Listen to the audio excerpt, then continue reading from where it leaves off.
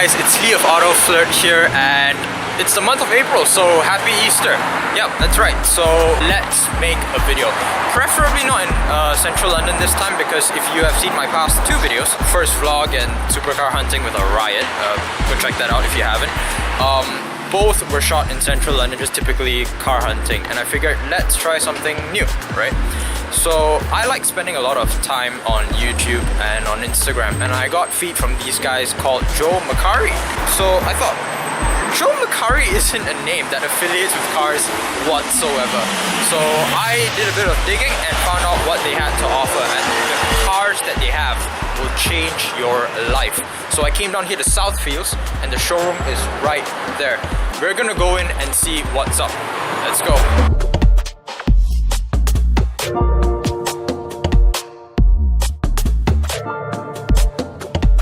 Thank you.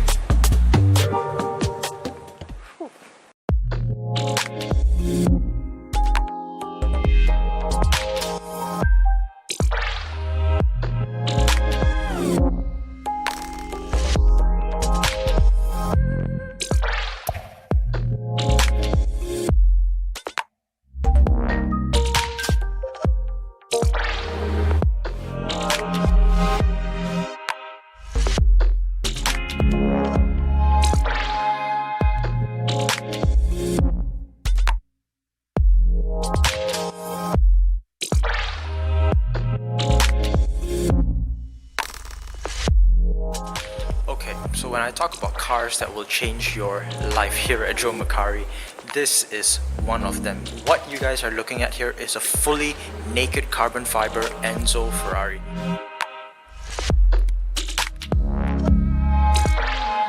The Enzo Ferrari in itself was really rare enough, considering that only 499 of them were built. And this being a fully naked carbon fiber one makes it a one-off in the world, so that makes this really special. And when I say special, I mean that it's even carbon fiber all the way down to the wheels. So this car is really something. It boasts 650 horsepower, I believe, and it was produced back in 2002, 2004-ish.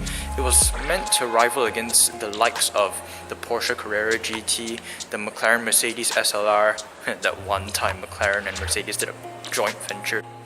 Anyway, I think this is like my second time seeing a Ferrari Enzo in my life, so yeah, all in all, very, very special car, and it's actually just, it's a bit of a thrill seeing one of these.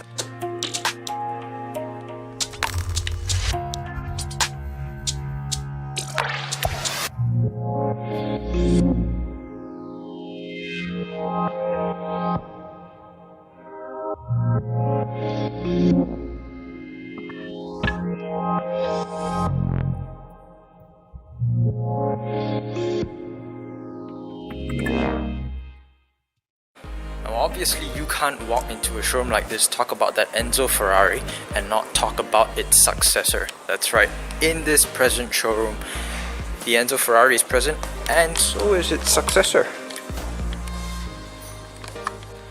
Right, so there you have it. That's the LaFerrari right there. Apparently this one's not for sale, according to the nice sales girl at the desk. And in fact, it's actually being charged right now.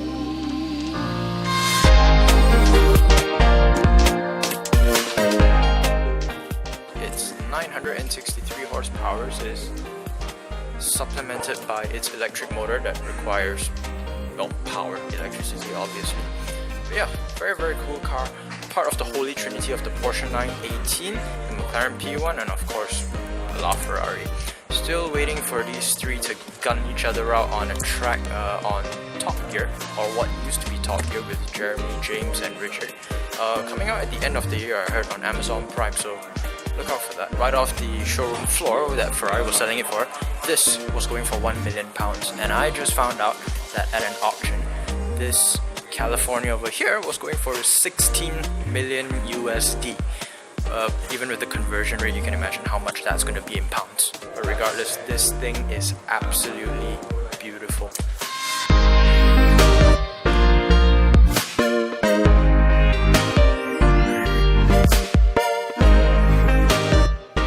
All of Ferrari's signature dishes, cars like Enzo Ferrari, LaFerrari and the F40 and the F50, which unfortunately isn't part of the fleet here, are all very special, but this is even more special than that. And the reason being because at one point in time this was the world's fastest car, clocking in at 201 miles an hour, and that brought supercars one level up. It broke the 200 mile an hour barrier, which just revolutionized supercars as we know it.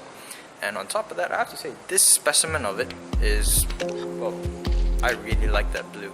I mean, red's cool and all, but you know, blue, it's not a bad color with that stripe down the middle. I actually remember being a kid having one of these as a Hot Wheel little toy car. Mine was red though. Okay, so obviously today is a very Ferrari kind of day, considering most cars here are actually Ferraris. Whether it be the new ones like the LaFerrari to the more classic supercars like the F40. And well, yeah, there's some serious classic cars here. I'm not even sure what these are. I think it might be a 308 GTS. I'm not good with classic cars, so let's stray away from that for a little bit. So quite obviously at this point, many of these cars in this showroom actually stands for something in the automotive timeline of history. This shares that attribute very strongly as well. What you guys are looking at here is a 2006 Ford GT painted in the Gulf livery. Well, that orange and blue, that's essentially the Gulf paint job. I'm not too sure what the history of that was. There was a very interesting backstory behind this car, but a long time ago, Ford wanted to buy Ferrari over, and just before the deal was executed, Mr. Ferrari said, you know what, you can't have it. So this made Mr. Ford very upset, and he went to his engineers and said, here's a blank check, do whatever it takes to build a car and beat Ferrari. And they did, 3 years in a row.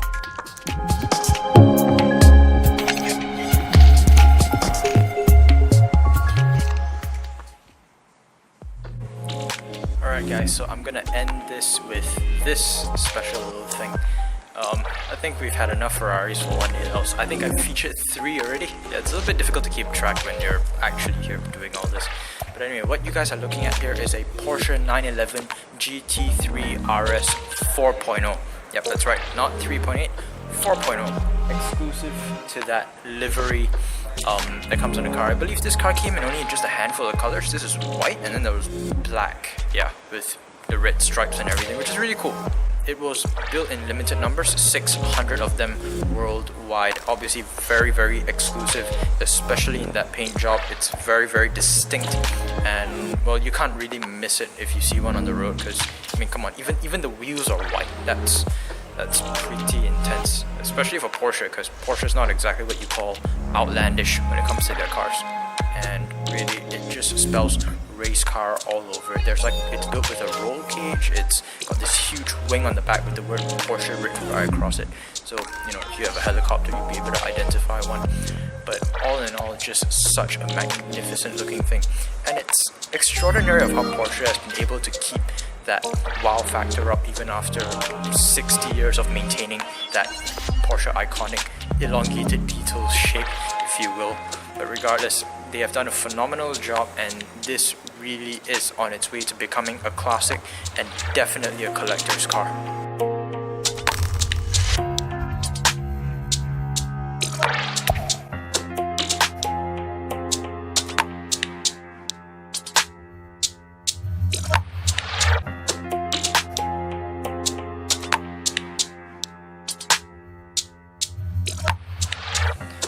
Now I know I'd say I wrap up with the Porsche that's sitting over there, but I just can't stay away from this thing.